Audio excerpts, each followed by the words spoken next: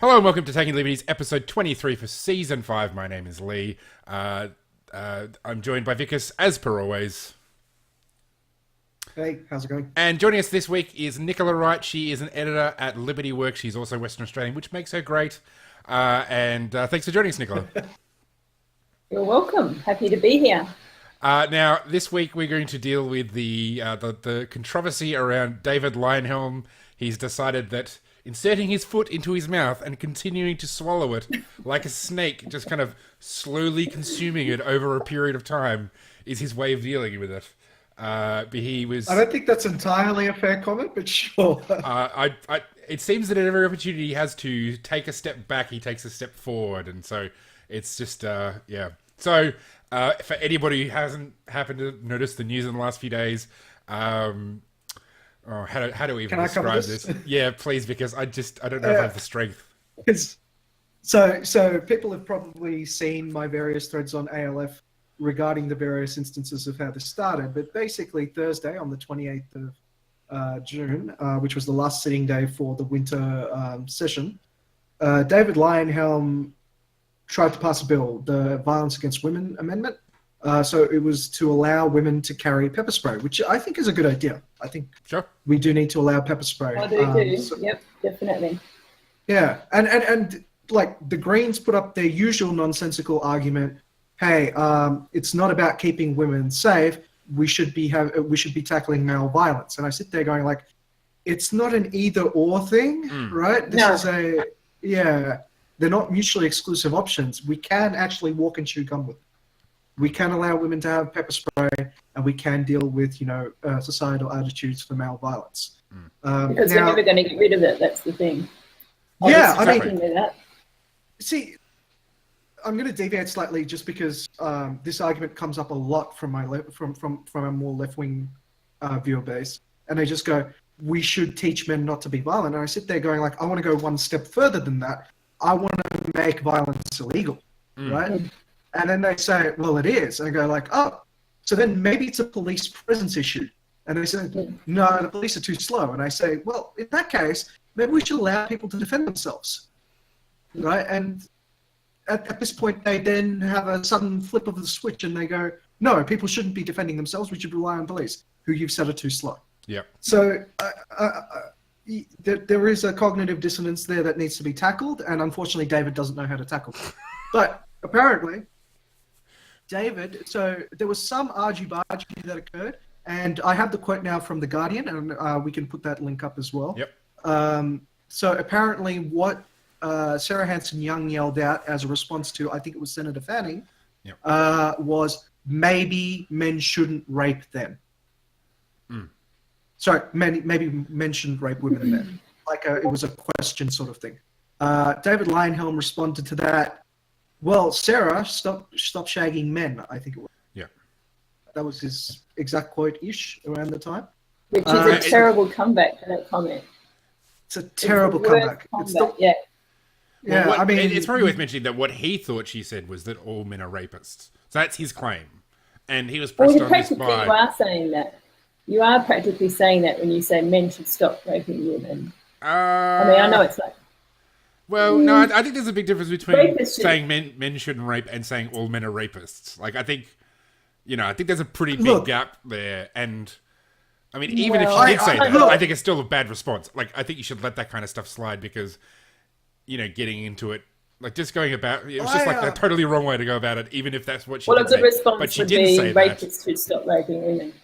No, so, okay, so there is something, look, to determine how bad it is, replace the word men with, hey, maybe blacks should stop raping.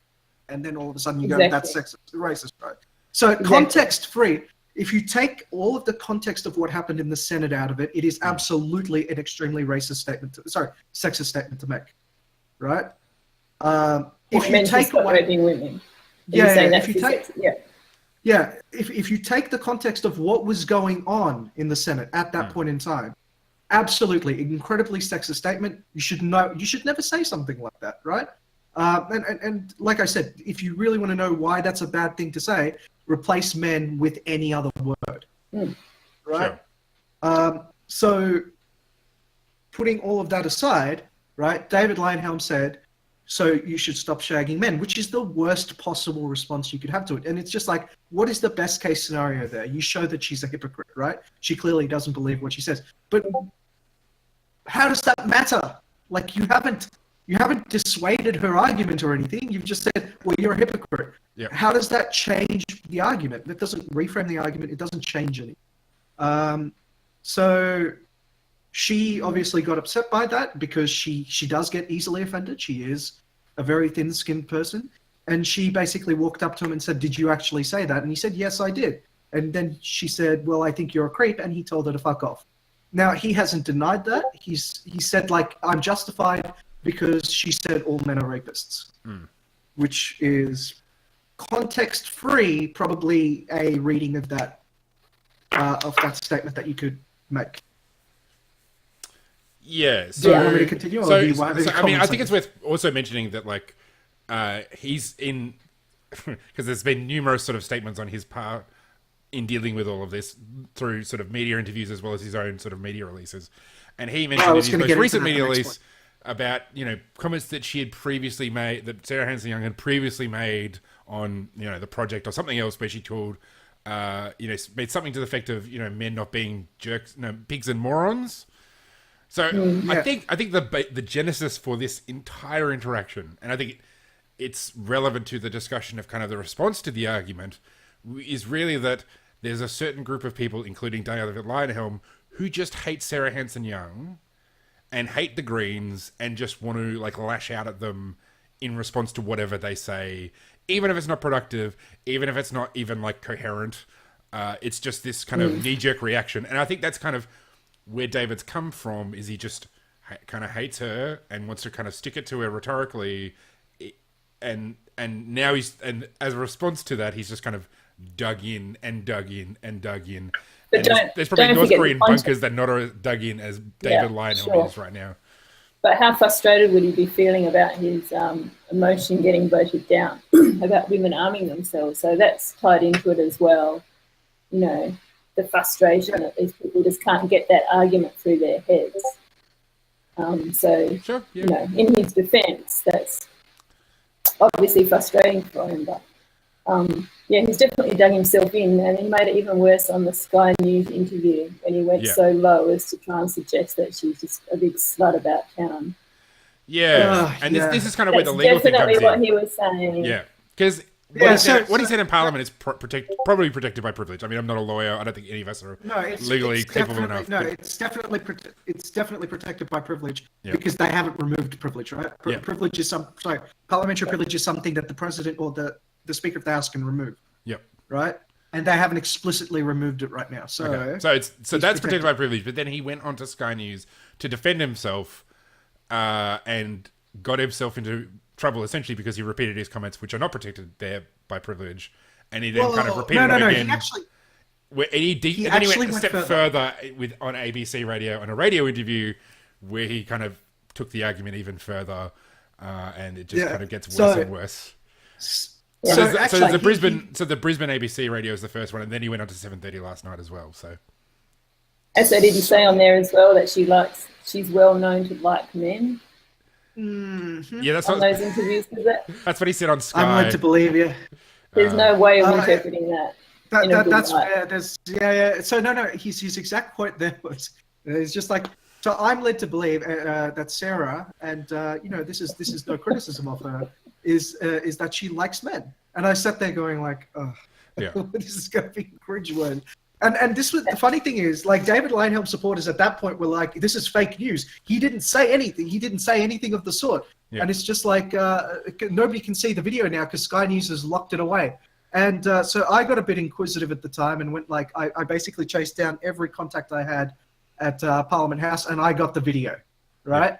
And I sent the video to, and I'm actually really glad he put up the video because I'd literally gotten the video and I was about to load it on YouTube. And the only reason I couldn't at that point in time was it's like a 800 megabyte file. It's on my mobile, and I'm sitting there going like, I have no Wi-Fi. It's going to take forever to upload this, right? But the point is, I sent because it was in my Dropbox, I shared it with some of his former staffers, and I shared it with a whole bunch of other people. So, saying like, here's the original, right? He definitely said it. It's there at about the 2-minute mark. So it's on Medium if anyone wants to check it out. On Yeah. David Leyonhjelm's Medium account. Yeah, and I'm really glad he put it up, because otherwise we would be having this entire shit fight about, who said what shit and fight where about whether and he how. actually said it or Did he not. actually say it or not? And what about the scapegoating of the producer? Like, I'm so pissed about that. bad as well. Yeah. Well, I'm actually really pissed about that. I mean, he's not a paid contributor by Sky. So, again, for the background, for anybody who's not aware, when he went on to Sky News to talk about this with Rowan Dean and Ross Cameron, who didn't actually... I don't think they criticised him really for any of this, and that's part of this whole thing. Is he went on there, essentially had an uncritical interview with Sky News, where... I think you probably charitably interpret them sort of kind of... They actually agreed with him. They actually... they lapped it up. They lapped it up. Yeah. And then... So it's actually a little bit worse than... Yeah. So, and then on the sort of the tape they have at the bottom where they sort of have little summaries of the comments, it said... like Sarah Hanson-Young likes men or something along those lines. I can't remember exactly. And as a result... It was about rumours. Yeah. Yeah, the producer of that segment was fired. But she didn't verbal him. She did not verbal him at all. She quoted him exactly. Yeah. So I'm sitting there going, like, if anyone should be blamed... look, there's a clear segment there, because that occurs about at the 2-minute mark, right? And there's a clear section there, if you watch the video, from about 3 minutes onwards, where, not Rowan Dean, who's the other guy? Ross Cameron. Ross Cameron, yeah, where Ross Cameron's basically agreeing with him and egging him on. Yeah. I'm sitting there going, like, if anyone should have been taken out, it's freaking Ross Cameron. It's just a classic scapegoating situation there. Yeah, I actually found that quite egregious, and if someone's listening to this and goes, hey, there should be a change petition to stand up for that person, because that person actually did nothing wrong, and you've clearly you've targeted the wrong person. So there should be some level of justice for that person. And if they did get fired, and there's no way to reverse that or whatever it is, I hope they get a massive pay packet and get a good job somewhere else, because clearly Sky doesn't know what the fuck they're doing. Yeah. So we've kind of now talked about kind of the timeline of what's happened. The question is, firstly, do we think that David should apologize? And let's talk about kind of how others have responded to him. Because certainly, in my observations, it's kind of, there seems to be a particular group of people who really love David for what he's done, and everybody else is like, dear God, please stop. Just stop. So do we... It's like Vikas was saying, you can still support David, generally, and criticise what he's done here. And if you can't criticise this, then I think you're just blinkered. You know what's hilarious about that? I've normally I'm known as the right-wing fascist of the ALF, right? That's the typical criticism. I'm going to use that to introduce you next week on the show. I can think of one, and it's not that. Self-described right-wing fascist, because... Right? No, but I'm not even kidding you. That's what I'm used to hearing on ALF, right? Like, people just calling me an outright fascist. And for the first time ever, I've now been called a commie, pinko, and like a left-wing thing. I'm just there going like... Welcome to the club, mate. Help you out. Yeah, no, like I'm the resident guy for that. It's nice to have somebody else on the end of that kind of thing. Yeah, I know. I'm sitting there going like, what the... And the funny thing about me is a lot of these people are Johnny-come-latelys, right? Like, so I've been supporting the LDP since 2011, about when I met Muppet. So I've been in the LDP side of the fence for a long time now. And you know what? I still defend David where it needs to be defended, right? It's just on this particular issue, it's just I can't find a way to back him. I think you were right when you were saying about the cult of personality that's kind of revealed itself there in the group. Well, there's a whole bunch of fanboys out there that just, the worse he gets, the more they love it. Yeah, which I don't know if it's a cult of personality. I think it's a pre-existent tendency that you see on other things as well, though. So this is not the first time that David said something ill-tempered and then acted like an asshole when called out on it. Usually it doesn't go on this long. Usually it's kind of over and done with.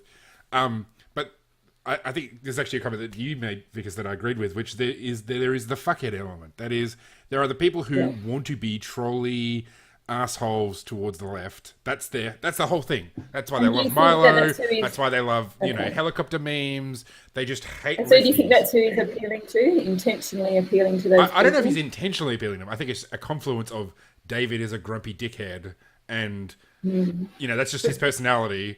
And it just happens to be that he said something mean to Sarah Hanson-Young, which they love because they want to be mean to Sarah Hanson-Young. And the fact that he's not apologizing really suits them. That's the kind of, essentially they don't realise it.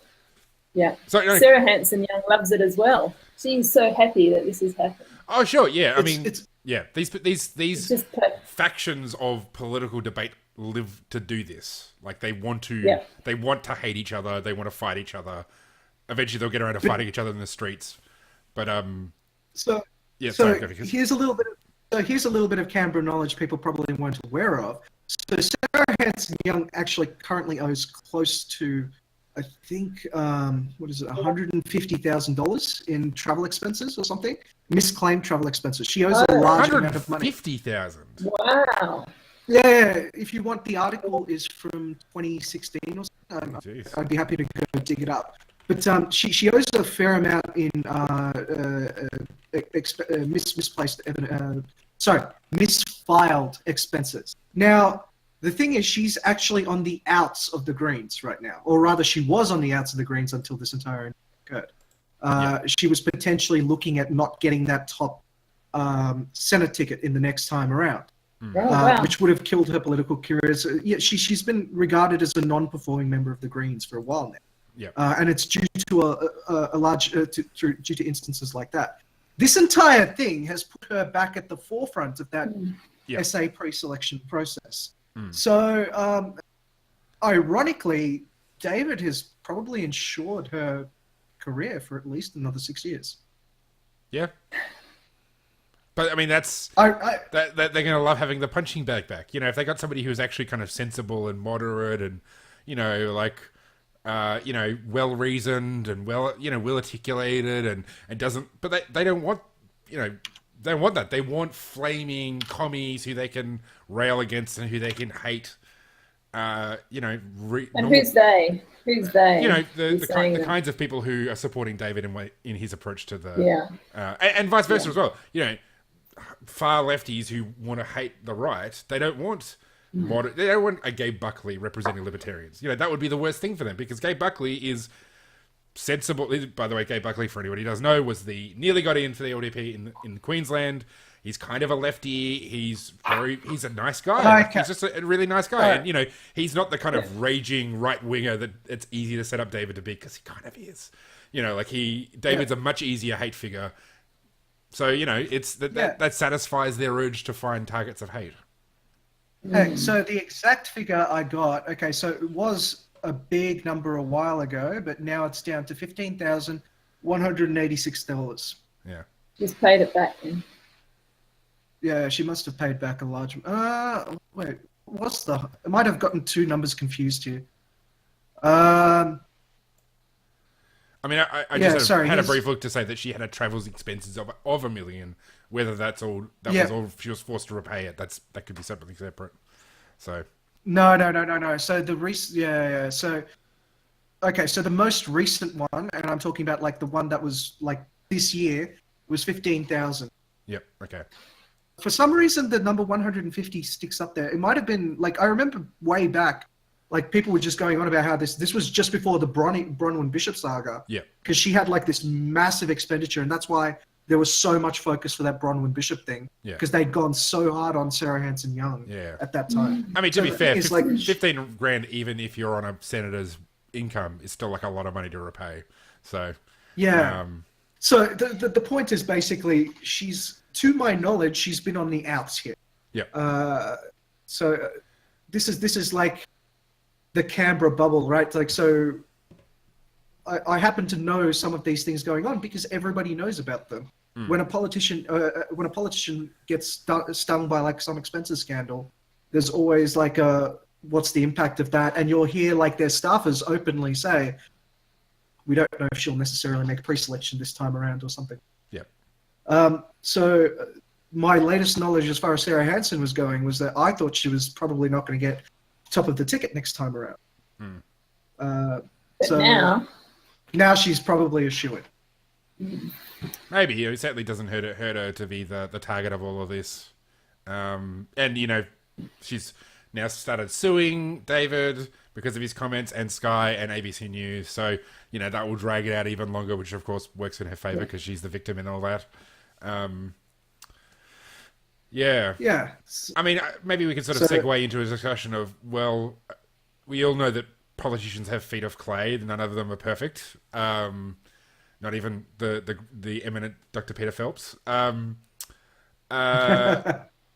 What do we, where does this leave us as kind of libertarians broadly? Because, this is kind of, I think we're all in agreement, this is not a good thing for David. He's not shown himself to be wise or sensible in his approach.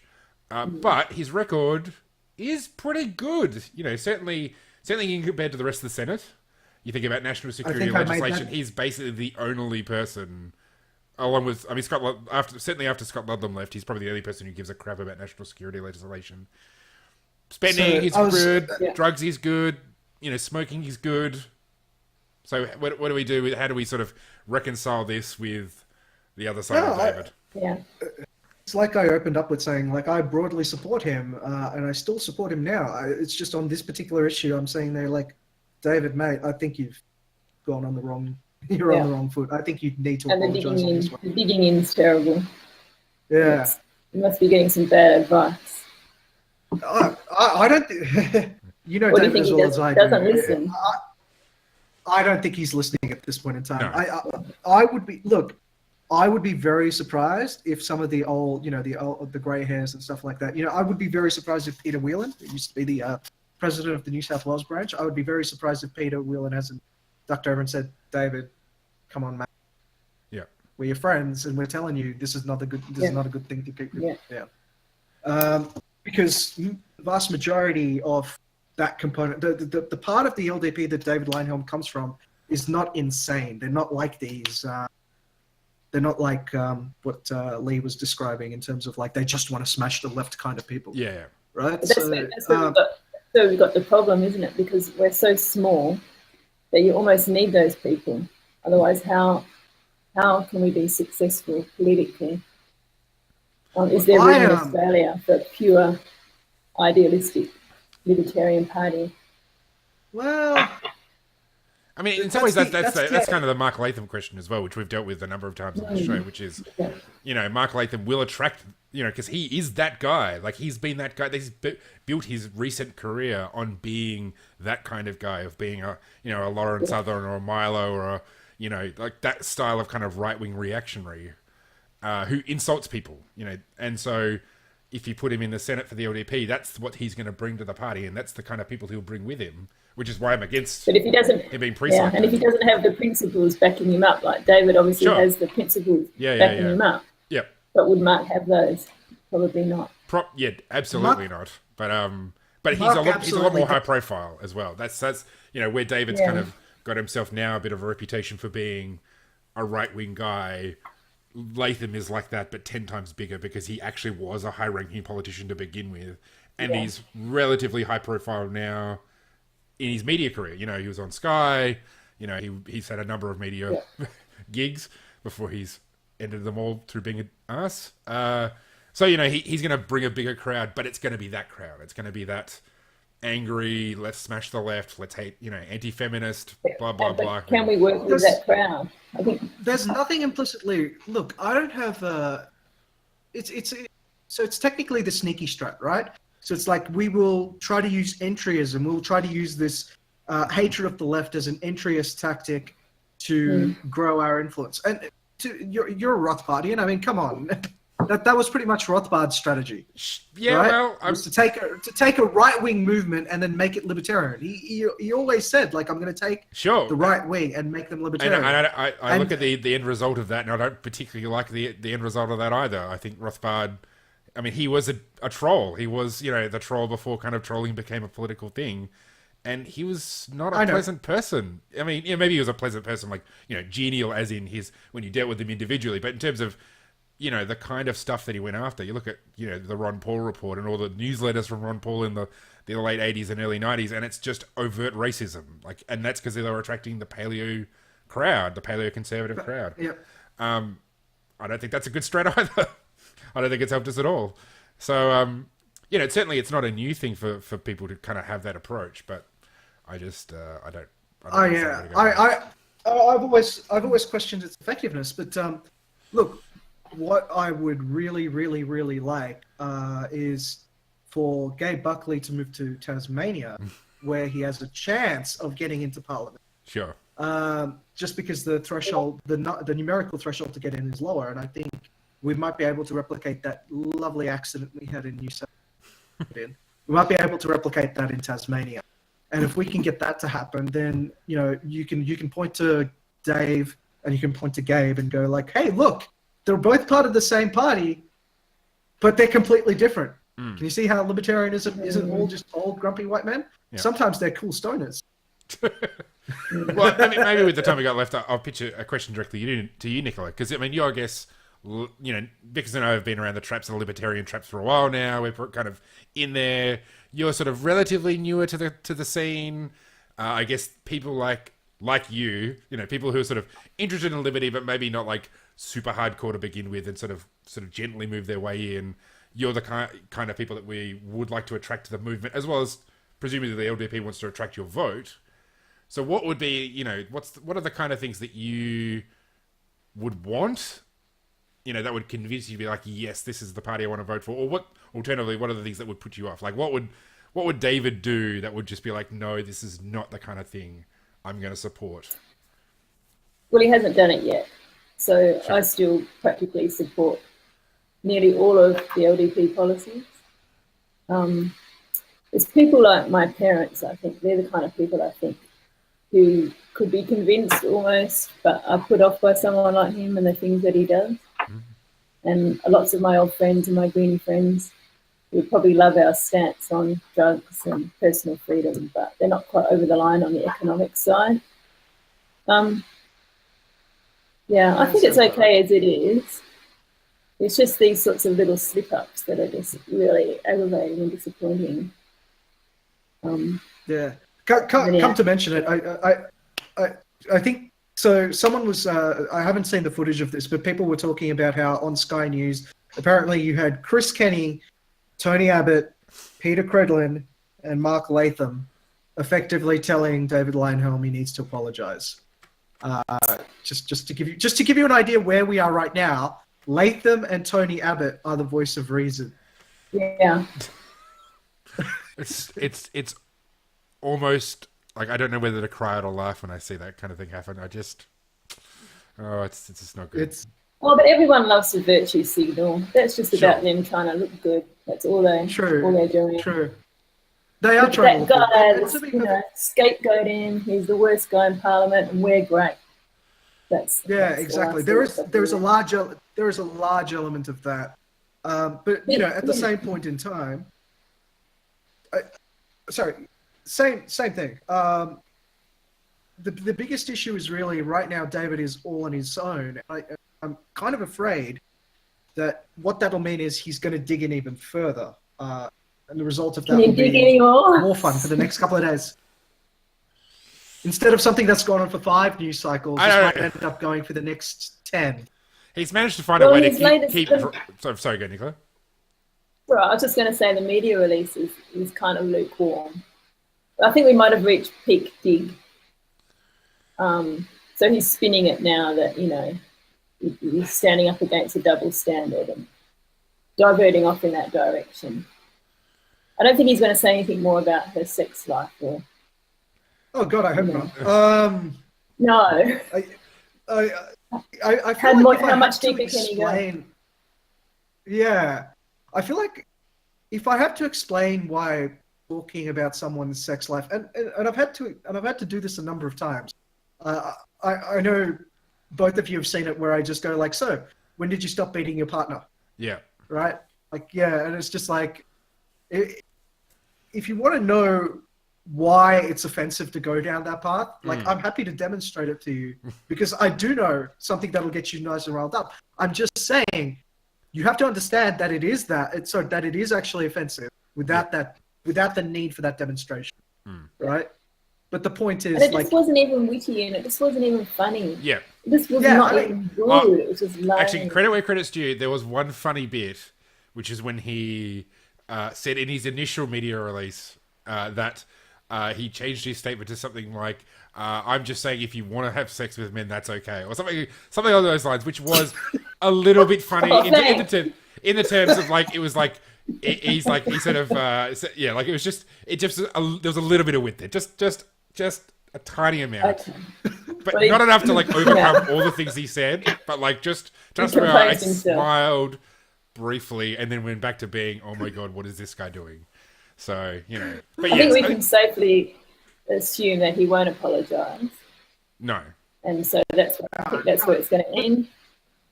Well, no, see, he's going to do the suing thing.